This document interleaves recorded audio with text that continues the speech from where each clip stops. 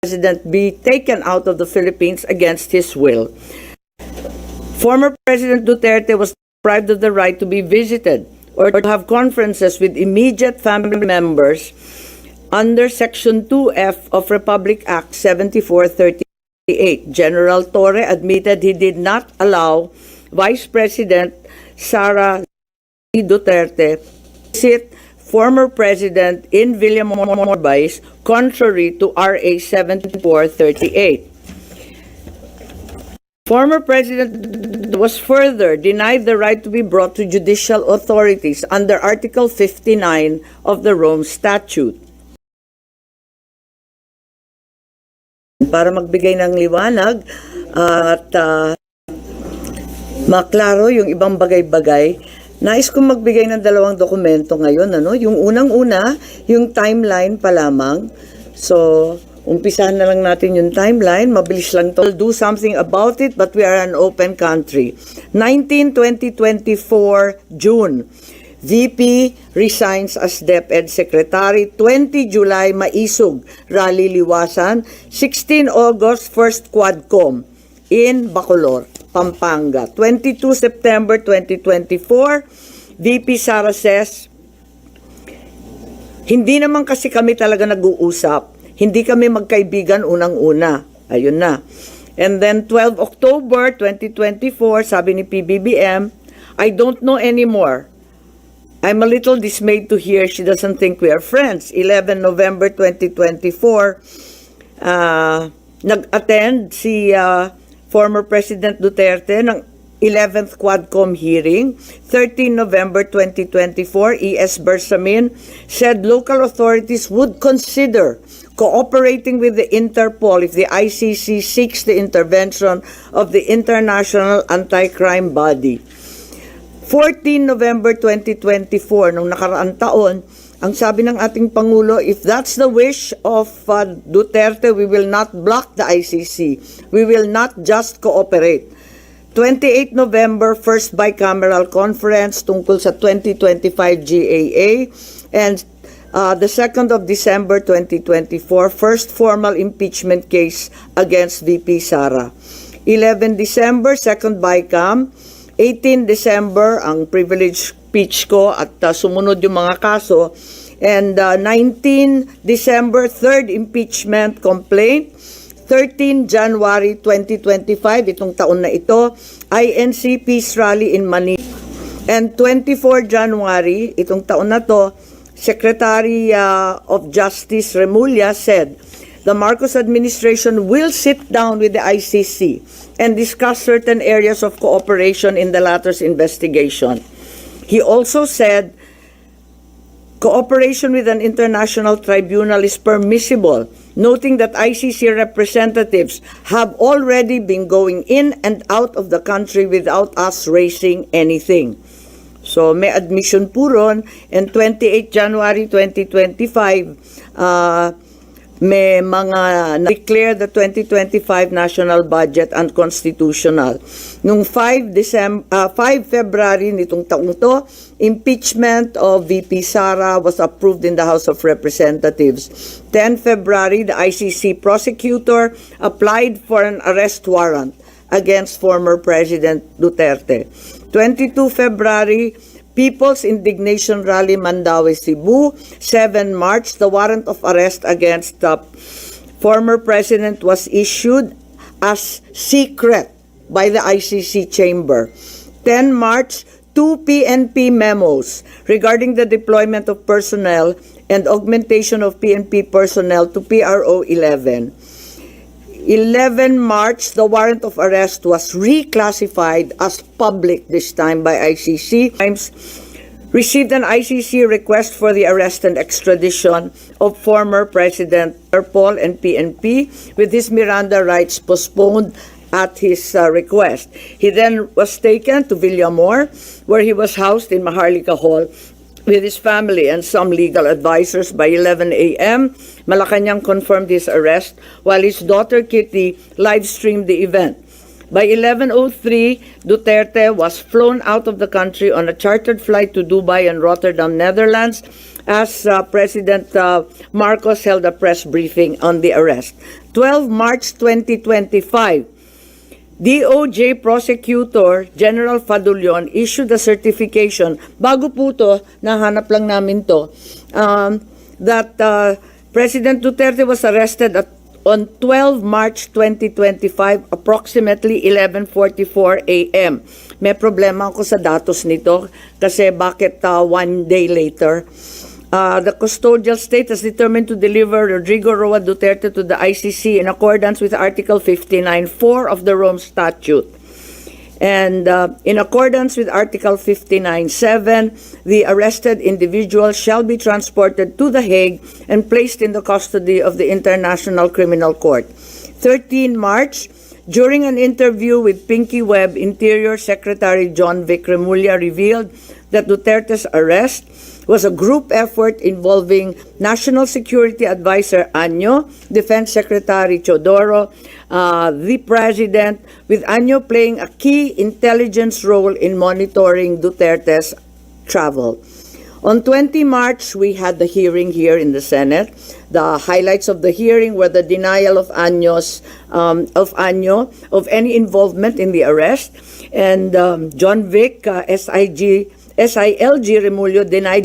PCTC said the Interpol issued a diffusion, not a red notice, and Justice Secretary Remulla claimed that ICC has jurisdiction over individuals and crimes despite the withdrawal of the Philippines from the Rome Statute because international humanitarian law is already customary law. Of course, we are all aware that this is not applicable, being solely limited to war crimes. In the meantime, PNP General claimed that in expediting President Duterte's turnover to the ICC was trying to comply with the time period set forth in Article 125 of the Revised Penal Code, which applies only to warrantless arrest. A 24 Horas report revealed that Philippine authorities had planned Duterte's arrest since January under Oplan Tugis by the PNP-CIDG and that Duterte sought asylum in China, but this was later denied by all parties. On the same day, DILG Secretary Remulla denied involvement in the arrest, stating he was unaware of any core group behind it and only learned of the Interpol red notice on the day of Duterte's detention. So as far as the investigation goes, this is the timeline and we're happy to share it with you. In the meantime, I'd like to read the preliminary findings following last week's investigation and public hearing. Number one, the Philippines had no legal obligation to arrest former President Rodrigo Roa Duterte and turn him over to the International Criminal Court.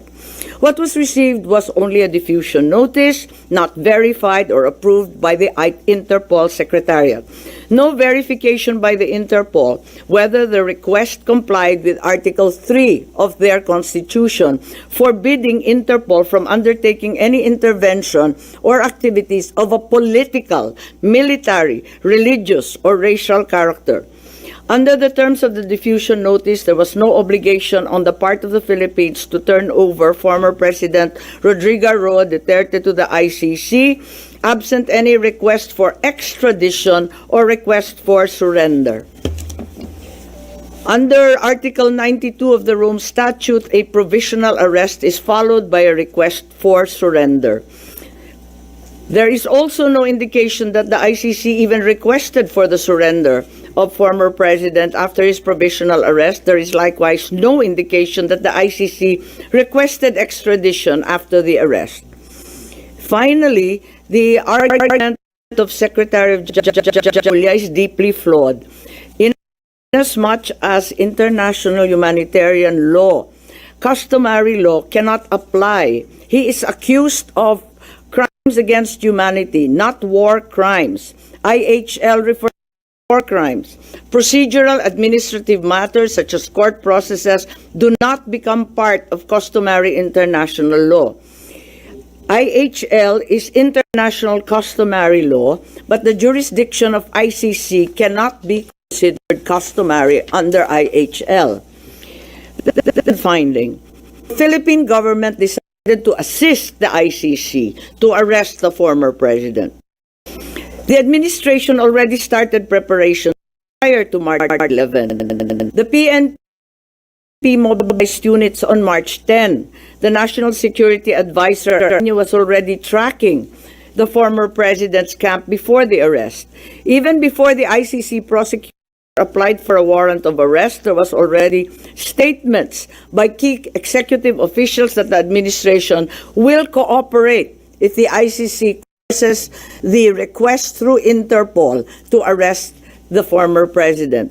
Finally, the claim of the Department of Interior and Local Government Secretary Cremulya that the supposed effort was only based on rumor is incredible. This attempt to cover up was already aired on media and what had already come to pass was an indication of a comprehensive plan to arrest the former president already being in place even before the date indicated in the ICC warrant March 11.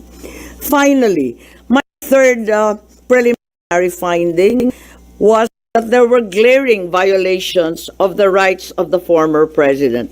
The constitutional safeguard process of law were not observed. No warrant was issued by a Philippine court. The arrest did not fall within the exception of a warrantless arrest. Meanwhile, General Torre invoked 125 article of the revised penal code only applying to warrantless arrest. The constitutional safeguards for the right to liberty of abode also guarded. No court order was issued mandating that the former president be taken out of the Philippines against his will. Former President Duterte was deprived of the right to be visited or to have conferences with immediate family members under Section 2F of Republic Act 7438. General Torre admitted he did not allow Vice President Sara Duterte visit former president in Villamorbais contrary to RA 7438. Former President was further denied the right to be brought to judicial authorities under Article 59 of the Rome Statute. The former president was also denied the right to apply for release under Article 59 of the Rome Statute or the right to apply for bail under prevailing jurisprudence on extradition. However, during the public hearing March 20 here at the Senate, the Secretary of Justice insisted on the inapplicability of the Rome Statute. But a DOJ verification signed by Prosecutor General Richard Fadullon stated very clearly that the DOJ made the following determinations. As competent authority of the custodial state, the arrest issued complies with Article 59 of the Rome Statute.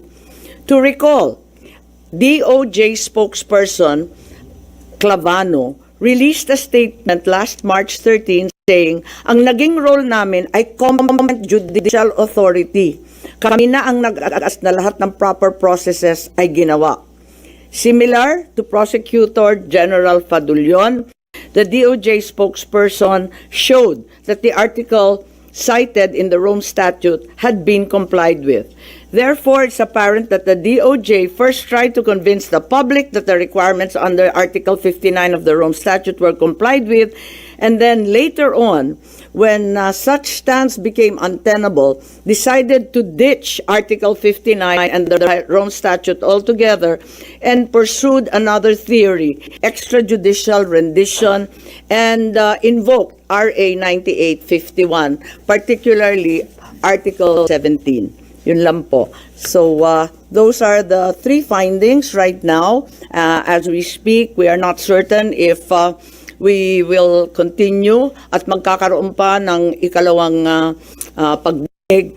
At yun nga, kinakailangan na meron tayong matitindi, magagaling at malaman ng mga testigo. So, nagbubuo pa kami kung sakali at kung hindi, pag-aaralan na lamang natin ang nabunyag nung nakaraang linggo. Yes. Ma'am, in-raise niyo po dun sa timeline ninyo yung